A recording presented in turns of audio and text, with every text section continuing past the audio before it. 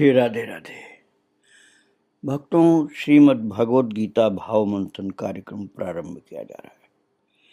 कल आप श्रवण कर रहे थे गीता जी के 13वें अध्याय के 26वें श्लोक को, जिसमें प्रभु ने क्षेत्र और क्षेत्रज्ञ के संयोग से चराचर प्राणियों की उत्पत्ति को बताया था और कहा था कि हे अर्जुन, यावन मात्र जितने भी स्थावर जंगम प्राणी उत्पन्न होते हैं उन सब को तो क्षेत्र और क्षेत्रज्ञ के संयोग से ही उत्पन्न जान। और इस बात को बताने के लिए प्रभु ने जो श्लोक बोला 26वां, जिसे आप कल पढ़ चुके हैं, आइए फिर से पाठ कर लें 26वें श्लोक का। फिर आज वाले पाठ में अर्थात 27वें श्लोक में चलेंगे। तो कल वाला 26वां श्लोक पाठ करिए। यावत् संजायते किंचित सत्वं स्थावर जंगमम क्षेत्र क्षेत्रज्ञ संयोगात् तद्विद्धि भरतर्षभ। यावत् संजायते किंचित सत्वं स्थावर जंगमम क्षेत्र क्षेत्रज्ञ संयोगात् तद्विद्धि भरतर्षभ। तो अब आज के पाठ में हम चल रहे हैं, अर्थात 27वें श्लोक में। हम लोग मिल करके पाठ करें 27वें श्लोक का। समम सर्वेषु भूतेषु तिष्ठन्तं परमेश्वरं विनश्यत्स्व विनश्यन्तं यः पश्यति स पश्यति।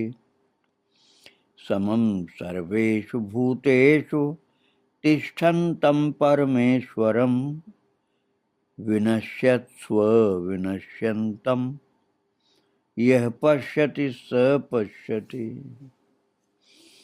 प्रभु इस 27वें श्लोक में अविनाशी परमेश्वर को सर्वत्र समभाव से स्थित देखने वाले की प्रशंसा करते हुए कहते हैं। आइए शब्दार्थ और भावार्थ पर ध्यान दें हम।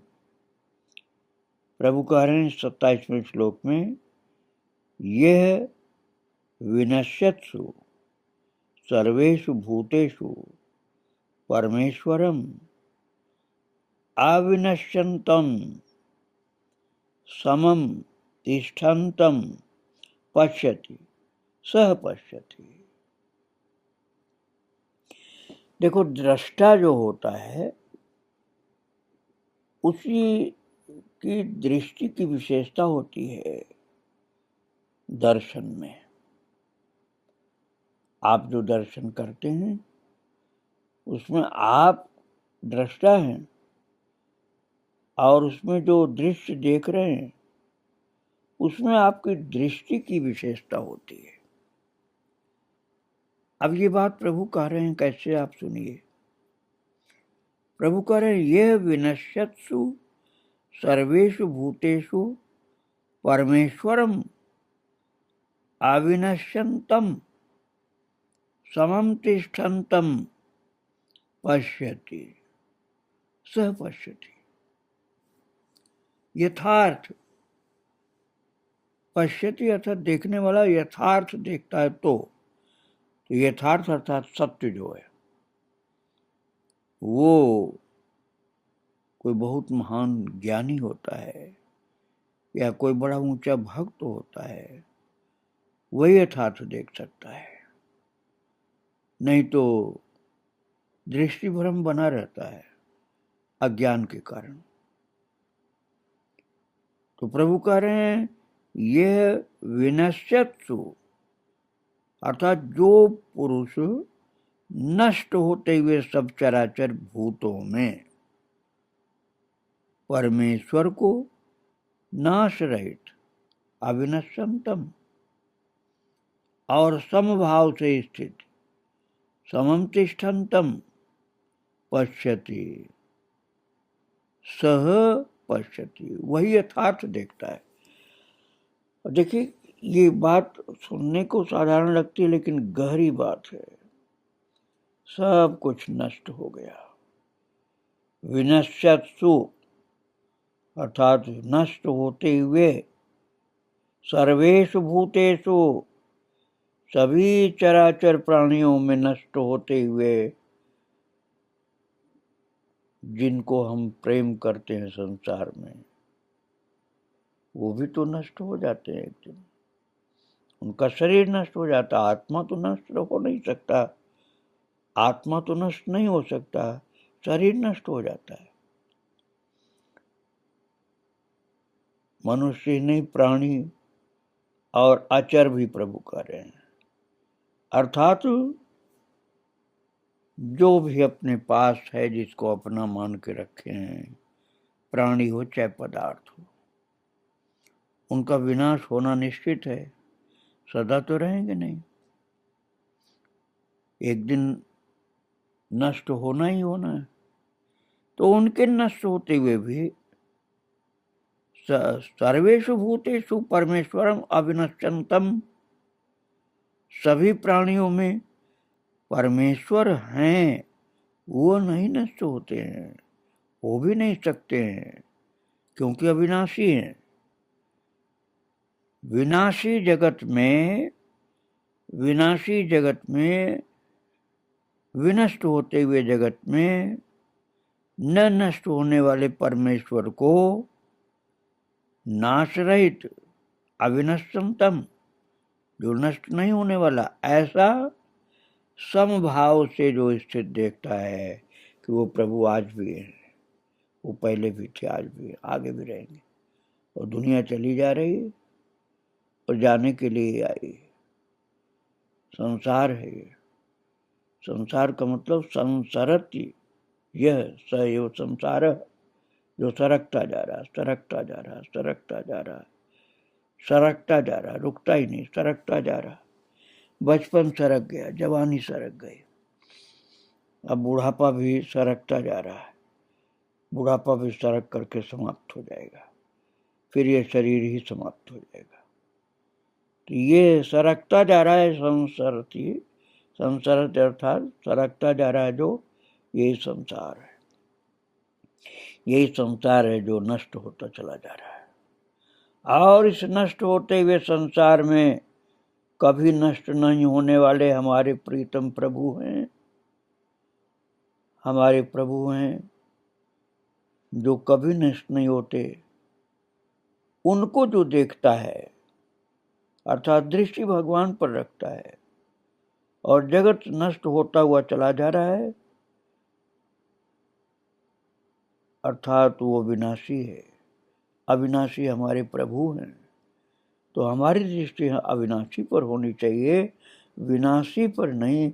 अविनाशी पर दृष्टि हो, वही यथार्थ दृष्टि रखता है, अर्थात यथार्थ देखता, स पश्यति, वही वास्तविक दृष्टा है, वही वास्तविक दृष्टि वाला है। ये प्रभु ने 27वें श्लोक में कहा। अब आइए हम 28वें श्लोक का पाठ करें। समं पश्यन्नि सर्वत्र समवस्थितमीश्वरं, न हि नस्त्यात्मनात्मानं ततो याति परां गतिम्।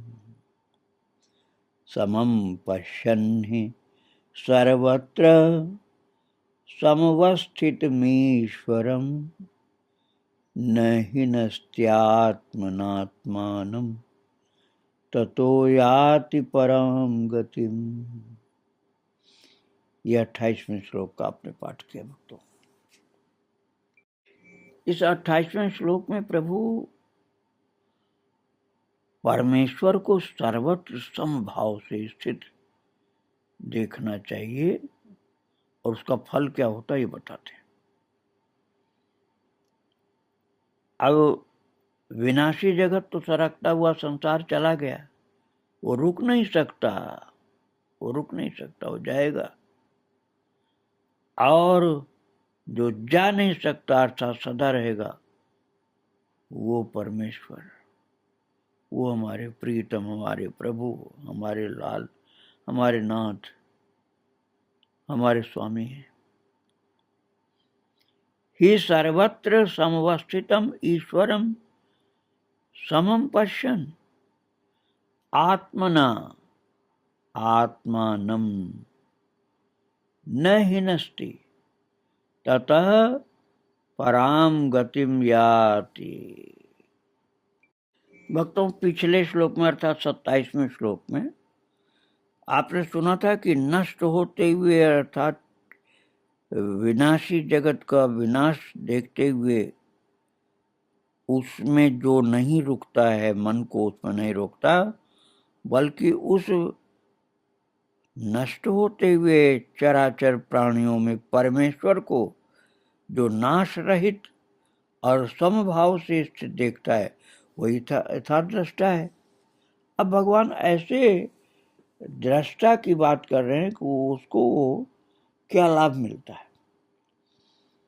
कह रहे हैं ही सर्वत्र समवस्थितम ईश्वरम समम पश्यन् आत्मना आत्मानं न हिनस्ति ततः पराम गतिम याति।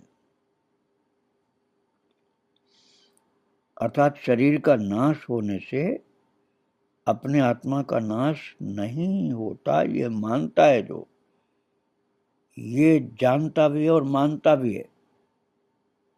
क्योंकि प्रभु ने कहा है तो प्रभु की बात बिल्कुल सच्ची, इसलिए जान लो और मान लो कि आत्मा नहीं नष्ट होता। तो भक्तों, अब शब्द पर आप ध्यान दीजिए। सर्वत्र समवस्थितम ईश्वरम समम पश्यन्, जो पुरुष सब में समभाव से स्थित परमेश्वर को समान देखता हुआ अपने द्वारा अपने को नष्ट नहीं करता, अर्थात हम मर जाएंगे, हम खत्म हो जाएंगे, इस बात को, अर्थात इस मूर्खतापूर्ण बात को वो अपने दिल दिमाग में नहीं रखता है। मर तो शरीर मरेगा, हम थोड़े मर जाएंगे, हमको दूसरा शरीर मिलेगा।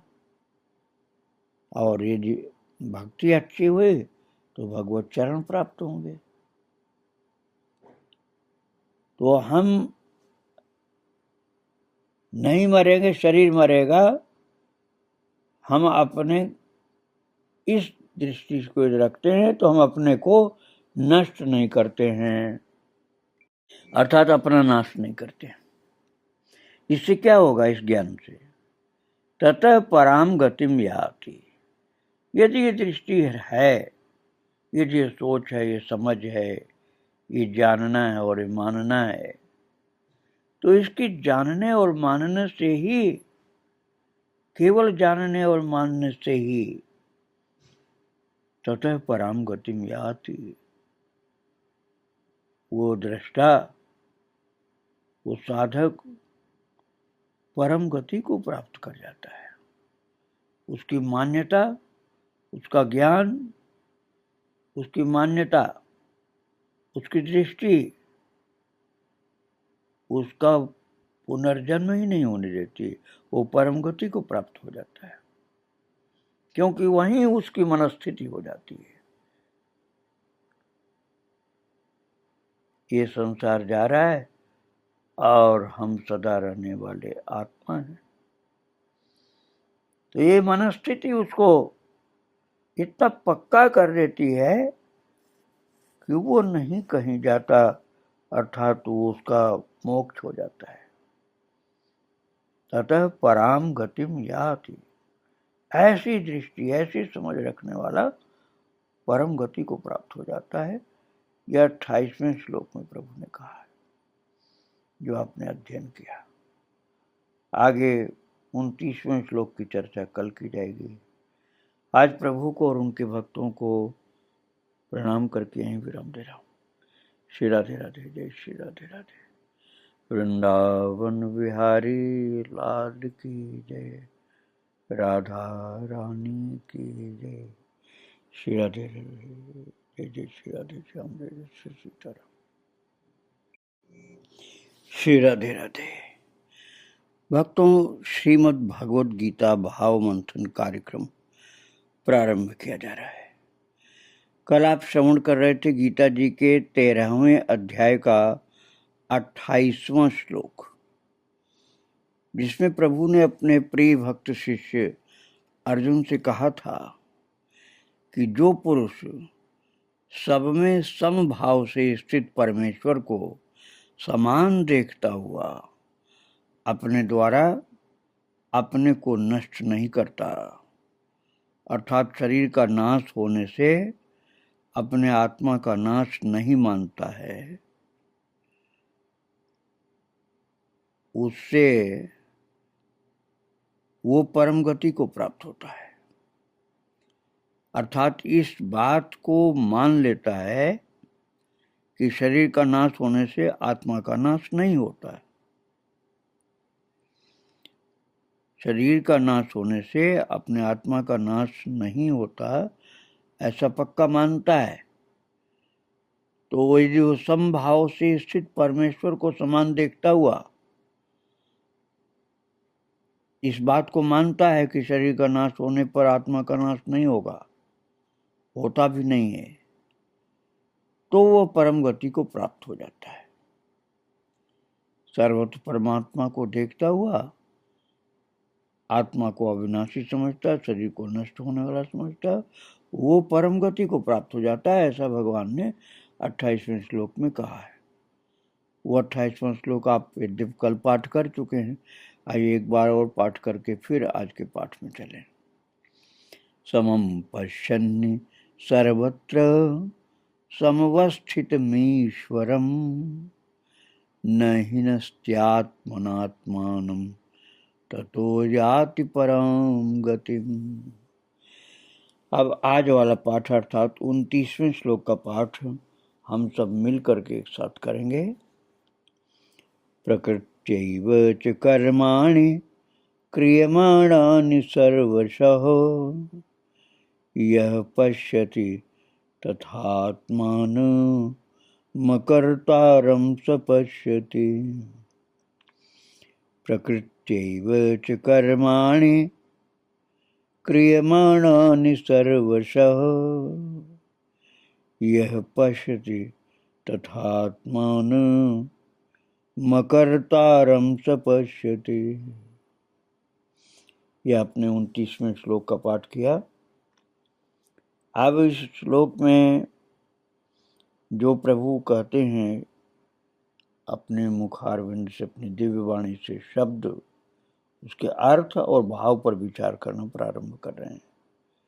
प्रभु कह रहे हैं च यह कर्माणि सर्वशः प्रकृत्या एव क्रियमाणानि पश्यति तथा आत्मानं अकर्तारं पश्यति सह पश्यति। ये पश्यति अर्थात देखने वाले की बात, कौन यथार्थ देखता उसकी बात प्रभु कर रहे हैं। यथार्थ देखना अलग बात होती है और सामान्यतया अयथार्थ देखता है व्यक्ति। तो यथार्थ देखने वाला जो होता है उसकी बात प्रभु कर रहे हैं, अर्थात आत्मा को अकर्ता देखने वाले की बात कर रहे हैं और उस दृष्टि की प्रशंसा भी कर रहे हैं और कह रहे हैं च यह कर्माणि सर्वशः प्रकृत्या एव क्रियमाणानि पश्यति तथा आत्मानं अकर्तारं पश्यति सह पश्यति। तो जो पुरुष संपूर्ण कर्मों को सब प्रकार से प्रकृति के द्वारा ही किए जाते हुए देखता है, अर्थात इस बात को तत्व से समझ लेता है कि प्रकृति से उत्पन्न हुए संपूर्ण गुण ही गुणों में वर्तते हैं। रजोगुण, सतोगुण, सतोगुण, रजोगुण, तमोगुण, ये गुण ही क्रिया को करा रहे हैं और उसी के अनुसार कार्य होता जा रहा है। तो यह है संपूर्ण कर्मों को सब प्रकार से प्रकृति के द्वारा होते हुए समझना। तो ऐसा जो समझ करके प्रकृति को देखता है कि अपने आप प्रकृति के तीनों गुण जो सतरजतम हैं उनके अनुसार ये कार्य होते रहते हैं और ये आत्मा करता नहीं है, अकर्ता है। आत्मा करता है। शरीर तो प्रकृति का एक टुकड़ा है। जो शरीर है ये प्रकृति का एक टुकड़ा है, तो प्रकृति अपना कार्य करती रहती है 17 स्तंभ गुणों के द्वारा। तो ये शरीर भी कार्य करता रहता है और आत्मा अकर्ता है। ऐसी जिसकी दृष्टि है वो वास्तविक दृष्टा है, वही यथार्थ देखता है, ऐसा प्रभु ने 29वें श्लोक में कहा। तो आइए अब हम 30वें श्लोक का पाठ करें। यदा भूत पृथक भाव मेकस्थ मनुपश्यति ततएव च विस्तारम ब्रह्म संपद्यते तदा। यदा भूत पृथक भाव, यदा भूत पृथक भाव मेकस्थ अनुपश्यति, मेकस्थ मनुपश्यति। यदा भूत पृथक भाव मेकस्थ मनुपश्यति ततएव च विस्तारम ब्रह्म संपद्यते तदा। ततएव च विस्तारम ब्रह्म संपद्यते तदा। प्रभु कह रहे हैं संसार को परमात्मा में स्थित और परमात्मा से उत्पन्न हुआ देखने की दृष्टि वाली बात। यदा अर्थात जिस क्षण, जिस समय, भूत पृथक भावम, भूत अर्थात प्राणियों के पृथक पृथक भाव को जिस क्षण यह पुरुष साधक एक स्तंभ अर्थात एक परमात्मा में स्थित च तथा उस परमात्मा से ही संपूर्ण भूतों का विस्तार अर्थात संपूर्ण प्राणियों का विस्तार देखता है, उसी क्षण वो ब्रह्म अर्थात सच्चिदानंद घन ब्रह्म को प्राप्त हो जाता है। अब देखिए दृष्टि की बात है भक्तों। जब ये साधक जीवों के पृथक पृथक भाव को एक परमात्मा में स्थित कि परमात्मा में ही ये सब हो रहा है ऐसा देखता है और परमात्मा से ही संपूर्ण भूतों का विस्तार देखता है, तो उस क्षण सच्चिदानंद घन ब्रह्म को प्राप्त हो जाता है, अर्थात वो मुक्त हो जाता है। ये कितनी ऊंची दृष्टि होगी कि उसको प्राणियों के पृथक पृथक भाव भगवान में दिखते हैं और परमात्मा से ही संपूर्ण प्राणियों का विस्तार दिखता है, तो वो सच्चिदानंद घन ब्रह्म को प्राप्त हो जाता है, अर्थात मुक्त हो जाता है। तो आइए हम 31वें श्लोक को भी लेते हैं और इसमें प्रभु क्या कह रहे हैं सुनिए आप। पाठ करिए पहले। अनादित्वान् निर्गुणत्वात् परमात्मायमव्ययः शरीरस्थोऽपि कौन्तेय न करोति न लिप्यते। अनादित्वान् निर्गुणत्वात् परमात्मायमव्ययः शरीरस्थोऽपि कौन्तेय न करोति न लिप्यते। यहाँ प्रभु बता रहे हैं कि अविनाशी परमात्मा गुणातीत होने से न करता है क्योंकि वो सत्रह स्तंभ से अलग है, तो इसलिए अकर्ता है और लिपायमान भी नहीं होता। हे अर्जुन, कौन्तेय अनादित्वात् निर्गुणत्वात् अयम अव्यय परमात्मा शरीरस्थः आपि न करोति न लिप्यते।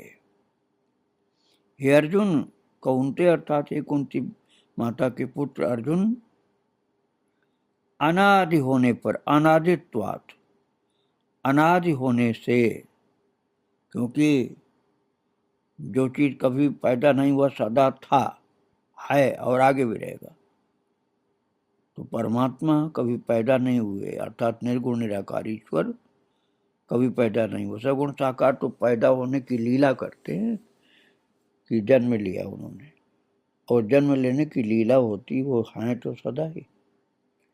तो निर्गुण निराकार तो कभी जन्म लेते नहीं, इसलिए अनादि हैं। और वो अविनाशी हैं।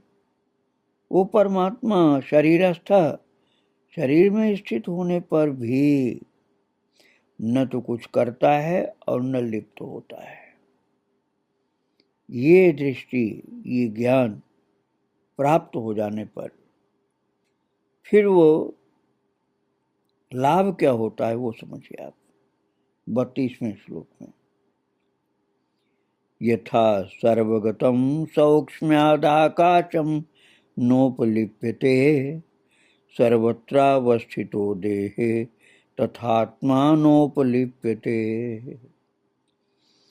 यथा सर्वगतं सौक्ष्म्यादाकाशं नोपलिप्यते सर्वत्रावस्थितो देहे तथात्मानोपलिप्यते। प्रभु 32वें श्लोक में कह रहे हैं, अर्जुन, यथा सर्वगतम आकाशम सौक्ष्म्यात् न उपलिप्यते तथा देहे सर्वत्र अवस्थितः आत्मन उपलिप्यते। प्रभु कह रहे हैं, जिस प्रकार सर्वत्र व्याप्त आकाश, क्योंकि आकाश तो हर जगह है इसलिए सर्वत्र व्याप्त आकाश सूक्ष्म होने के कारण लिप्त नहीं होता, वैसे ही देह में सर्वत्र स्थित आत्मा, देह में सर्वत्र स्थित आत्मा निर्गुण होने के कारण देह के गुणों से लिप्त नहीं होता। अब ये निर्गुण निराकार ब्रह्म की बात है भक्तों। सगुण साकार परमात्मा की बात तो ये है कि भगवान हृदय में विराजते हैं, लेकिन जो निर्गुण निराकार परमात्मा है वो सर्वत्र व्याप्त है। जैसे आकाश व्याप्त है, जैसे आकाश सर्वत्र व्याप्त है, ऐसे ही निर्गुण निराकार परमात्मा हवा से भी ज्यादा बारीक है, सूक्ष्म है, इसलिए सर्वत्र व्याप्त है आकाश की तरह से। और जब सर्वत्र व्याप्त है सूक्ष्म होने के कारण, तो किसी चीज से, शरीर से भी लिप्त नहीं होता, और देह में सर्वत्र स्थित आत्मा निर्गुण होने के कारण देह के गुणों से भी लिप्त नहीं होता। देह के गुण प्रकृति के रह जाते हैं और आत्मा निर्गुण निराकार ईश्वर का स्वरूप होकर के रहता है। निर्गुण निराकार ईश्वर अर्थात व्यापक परमात्मा के रूप में आत्मा रहता है। ये अद्वैत वेदांत की बात वक्त हो। और यदि आप भक्ति मार्ग में हो तो आत्मा सर्वत्र व्याप्त परमात्मा का ही एक अंश स्वरूप है।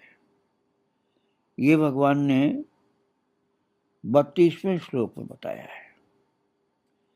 अब हम 33वें और 34वें श्लोक, जो इस अध्याय के आखिरी श्लोक हैं, इनकी चर्चा कल करेंगे। आज प्रभु को और उनके भक्तों को प्रणाम करके यही विराम दे रहा हूँ। श्री राधे राधे, जय श्री राधे श्याम। वृंदावन बिहारी लाल की जय, राधा रानी की जय।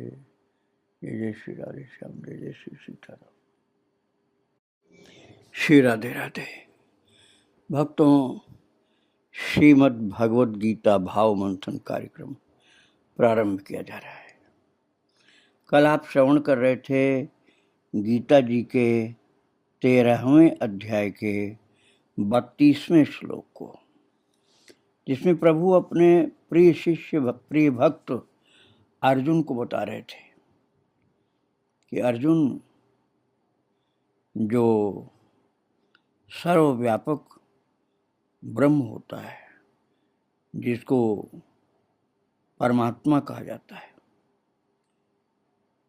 वो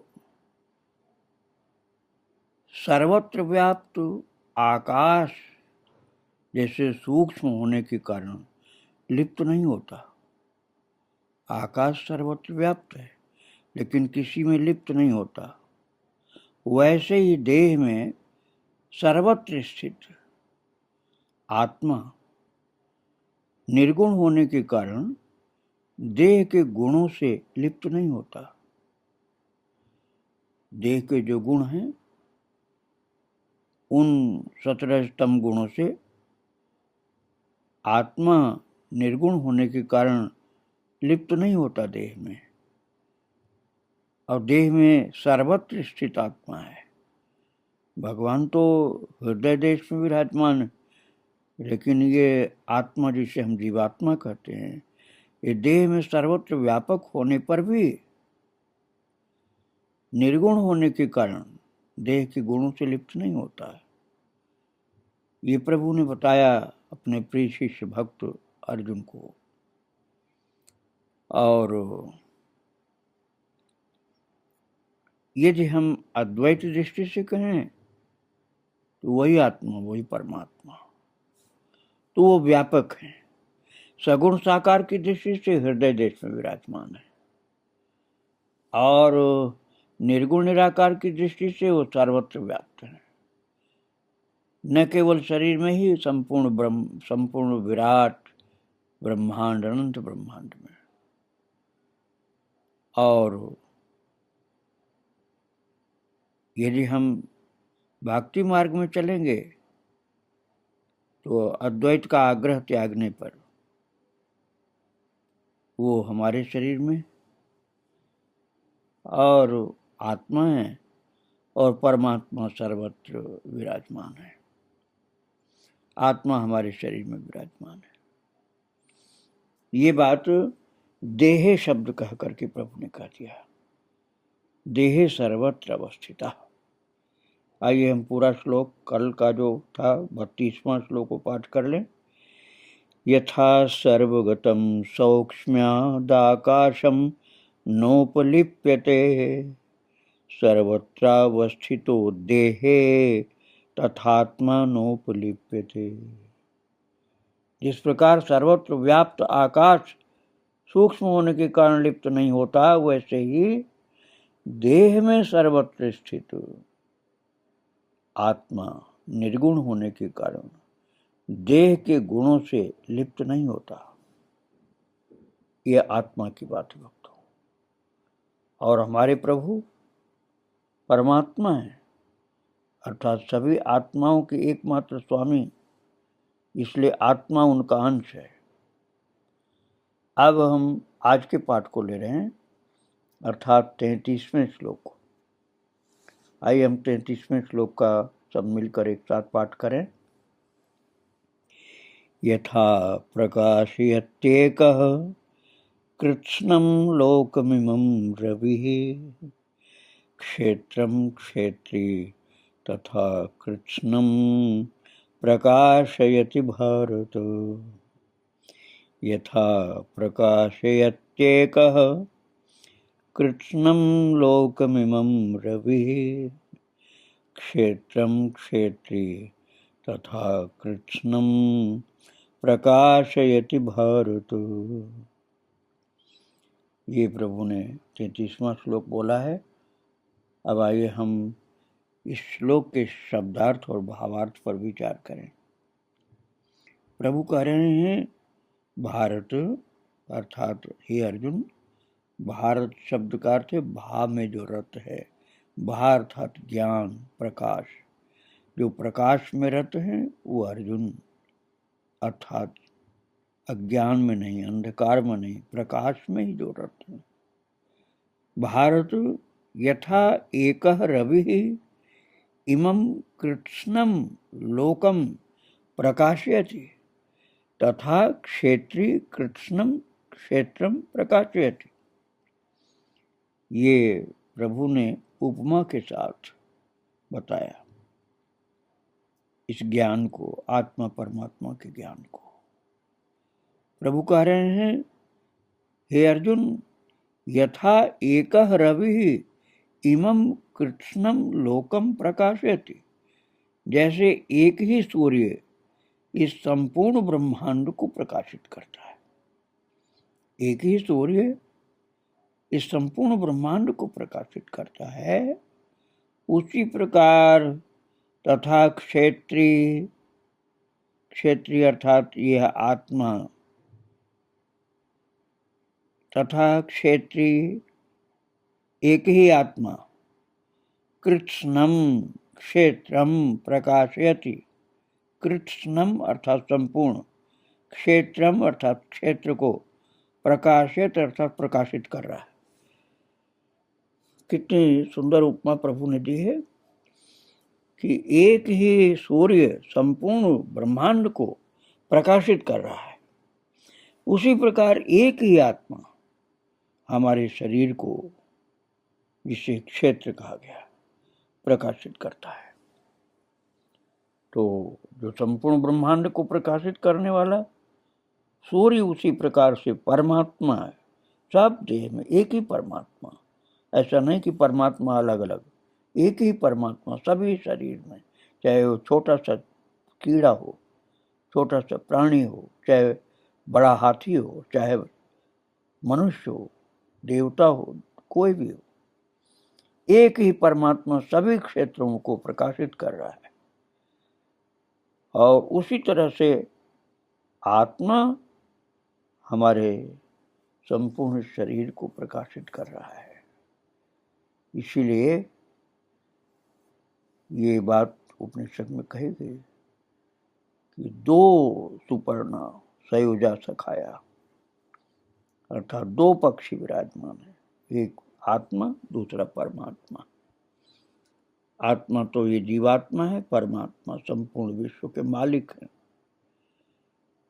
तो इस बात को प्रभु ने यहाँ 33वें श्लोक में कहा है कि जैसे एक सूर्य संपूर्ण ब्रह्मांड को प्रकाशित करता है, वैसे ही एक आत्मा संपूर्ण हमारे शरीर को प्रकाशित करता है, अर्थात संपूर्ण शरीर को प्रकाशित करने वाला आत्मा और संपूर्ण ब्रह्मांड को प्रकाशित करने वाला परमात्मा। परमात्मा एक ही सभी में है और आत्मा पृथक पृथक है। भक्ति मार्ग में यही सिद्धांत अधिक उपयोगी और समीचीन प्रतीत होता है। ज्ञान मार्ग में वही आत्मा परमात्मा है और परमात्मा और आत्मा में कोई भेद नहीं, ऐसा ज्ञान मार्ग में है।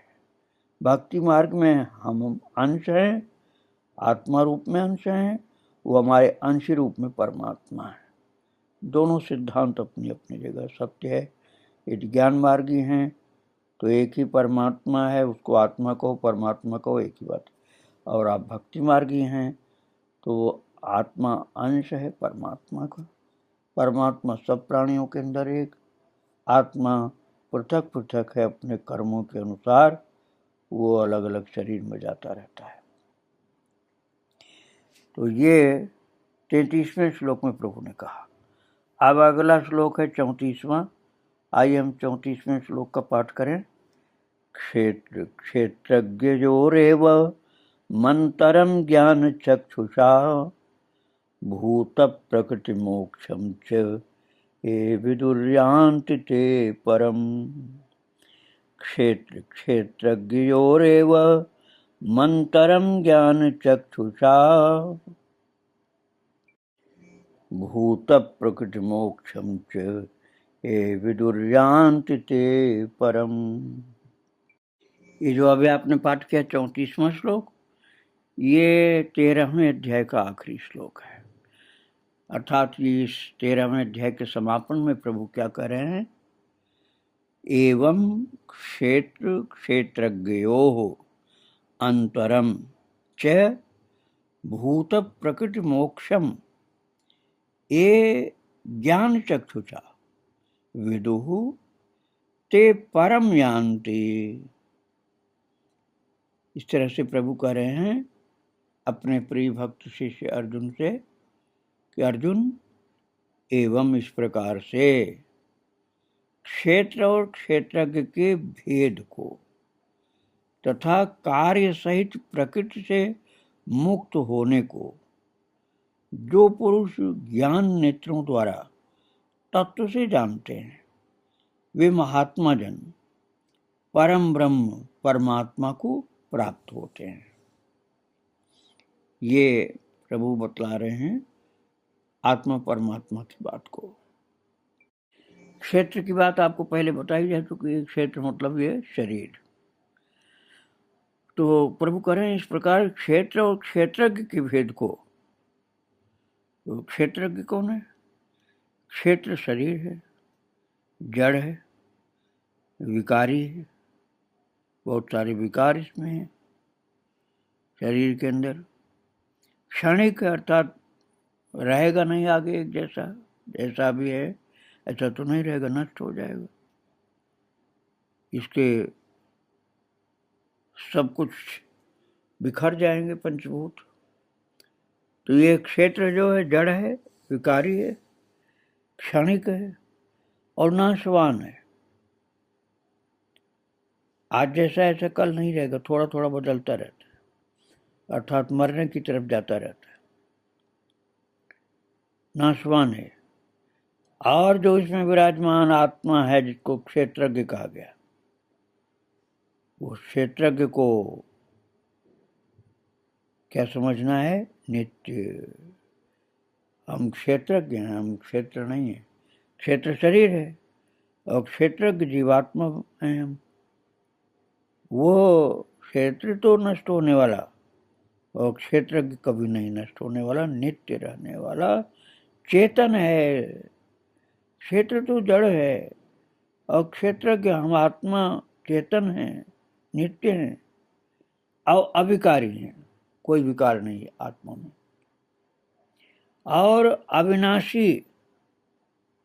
क्षेत्रज्ञ अर्थात आत्मा अविनाशी है। इस तरह से दोनों के भेद को जानना, जड़ शरीर और चेतन आत्मा के भेद को जो जानता है तथा कार्य सहित प्रकृति से मुक्त होने को जो पुरुष ज्ञान के नेत्रों द्वारा तत्व से जानता है। प्रकृति अर्थात शरीर और संसार, ये प्रकृति, शरीर भी प्रकृति का एक अंग है और संसार प्रकृति का एक स्वरूप है। तो संसार से शरीर बना हुआ है, संसार का ही एक अवयव, एक अंग है। तो शरीर को जैसे क्षेत्र और क्षेत्रज्ञ को समझा, ऐसे ही शरीर और शरीर में विराजमान आत्मा वही क्षेत्रज्ञ है। तो शरीर जो है क्षेत्रज्ञ, शरीर जो क्षेत्र है, शरीर क्षेत्र है और क्षेत्रज्ञ आत्मा है। इसको जो पुरुष अर्थात जो साधक ज्ञान नेत्रों द्वारा तत्व से जानता है, अच्छी प्रकार से अनुभव करता है, समझता है, उनको प्रभु ने कहा कि वो ज्ञान चक्षु से देखने वाले ऐसे उच्च कोटि के जो साधक हैं, जो अपने को आत्मा रूप में, शरीर को प्रकृति रूप में देखते रहते हैं, क्षेत्रज्ञ के रूप में, क्षेत्रज्ञ के रूप में अपने को, क्षेत्र रूप में शरीर को देखते रहते हैं, ते परम यान्ति, वे महात्मा जन, वे विवेकी जन परम ब्रह्म परमात्मा को ही प्राप्त हो जाते हैं। परम ब्रह्म परमात्मा को प्राप्त होते हैं, अर्थात उनकी मुक्ति हो जाती है। तो ये भगवान ने क्षेत्र क्षेत्रज्ञ विभाग नाम का, क्षेत्र क्षेत्रज्ञ विभाग नाम का 13वां अध्याय प्रभु ने सुनाया है। आज उसका समापन किया जा रहा है। कल से आप 14वां अध्याय श्रवण करेंगे। आज प्रभु को और उनके भक्तों को प्रणाम करके ही विराम दिया जा रहा है। श्री राधे राधे। वृंदावन बिहारी लाल की जय, राधा रानी की जय। जय जय श्री राधे श्याम, जय जय श्री सीताराम। श्री राधे राधे।